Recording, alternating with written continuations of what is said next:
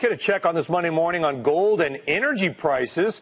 Joining us now to talk gold, Peter Schiff, CEO of Euro Pacific Capital, and on oil and gas, we've got Matt Smith from Schneider Electric. Peter, first to you, because you and I have spoken many times in the past. Thanks for getting up early for us. You think there's a long-term erroneous view for gold because you believe that people have gotten in for the wrong reasons short-term. Give us your long-term take and tell us what you think has happened in the gold market in the last year or so. Sure. Well, I think recently a lot of shorts have come into the market. A lot of speculative longs have exited based on three false narratives. One is that the U.S. economic recovery is gathering momentum. I think the reverse is true. I think we're relapsing back into recession. In fact, I think a more honest read of the GDP or reporting by the government would reveal that the Great Recession never ended.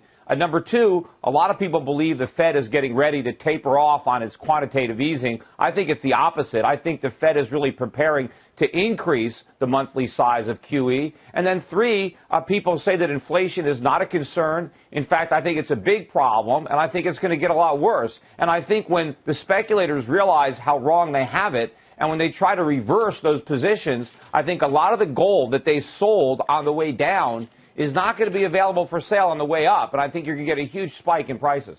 There's been a huge call for inflation the last few years that really hasn't materialized, of course, unless you're talking about things like health care and college education. Everybody knows inflation exists there. But if we actually get, let's say, as the government measures it, and I kind of agreed on this point, Peter, real inflation, 3.5%, 4%, what is that going to mean for the price of gold? Well, I think it's going to go a lot higher. But, you look at the GDP numbers that they just reported last week for the second quarter. The only way they got 1.7% growth, which, by the way, by the time they revise it down, it'll probably be closer to zero. But they assumed that annualized inflation was running at just 0.7%. Now, I don't know how anybody can come on this network and believe that that number is any way credible. There is no way inflation is that low. So there's no way growth is as high as 1.7. All right. Look, Matt, I want to bring you in this conversation as well because a big part of the inflationary story, of course, is oil. I mean, oil is not just what we put in our car. It's used in so many different products. I kind of agree with Peter's point about inflation, but give us a check on the oil markets. Tell us where you see oil going, higher or lower in the next month or so. In the next month or so, I expect we'll probably go up and test $110. That was the high of last year. That said, with all the geopolitical tension that we're seeing just in the last day or so, all bets could be off if we do see some sort of coordinated attack on that front. Yeah, Andrew, Becky and I, we've all been talking about these terror threats and why the stock market maybe isn't reacting more this morning. We're also not seeing that in the oil market. How come? Well, that's right. Well, it is just murmurs and rumors at the moment. However, we are seeing unrest in Bahrain, in Yemen, and if we do see any sort of increase in violence on those fronts, their proximity to Saudi Arabia could really just spike prices higher.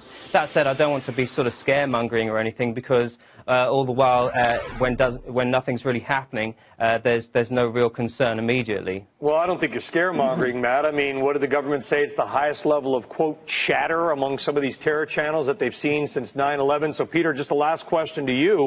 How much do you think about things like this? I mean, you read the stories, obviously, the last few days. You wake up on a Monday morning. Does it change the way you invest? No, I'm looking at the big picture. You guys were talking just before I came on about, who's going to replace Ben Bernanke. Is it going to be Yellen? Is it going to be Summers? I mean, to me, it's like asking people, how they prefer to be executed, by the guillotine or by the firing squad. We might as well make A-Rod the new Fed chairman because he's got a lot of experience with artificial stimulants. So I'm focusing on that. And if you look at the big picture, oil prices, gold prices are going a lot higher because we're going to print a lot more money. Money's going to lose value. The price of everything is going to go up. So would you suspend Bernanke or give him a lifetime ban, Peter? Well, I think that Ben Bernanke is, let Alan Greenspan off the hook. Because I used to think he was the worst Fed chairman ever until Bernanke came and outdid him. Maybe he's looking for his successor to return the favor. I don't know. But, I mean, if you're a gold bull, and I guess he's done you a good favor, but if you care about the country, which I also do, I think he's done an incredible disservice to the nation. I think what he should have done is applied the discipline. He should have never done the quantitative easing. He should have raised interest rates. He should have refused to subsidize all this government spending, and he should have forced the free market restructuring that this economy badly needs. Instead, Peter, all we did is postpone the pain, and unfortunately, we exacerbated all of the problems. A lot of people as a result, the crisis a lot of people look at Bernanke as a hero for what he did back in 2008. I know you have problems with quantitative not easing. even close. Not even close, Becky. No, a lot of people do. History is not going to look kindly on Ben Bernanke. You think he should have done nothing in 2008? No, I think he should have done the right thing. He should have taken away the punch bowl. He should have recognized the problems of Alan Greenspan, which was money was too cheap, interest rates were too low for too long, the Fed was too big a backdrop. The Greenspan put, because of the Fed, there was so much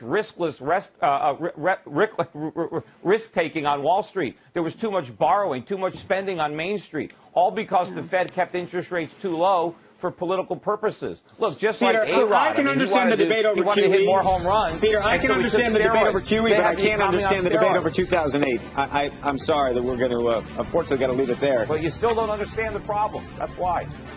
Well, we're going to try to. Sounds like we got the makings of a future segment. So, Peter Schiff, thank you, Matt Smith, thank you both very much.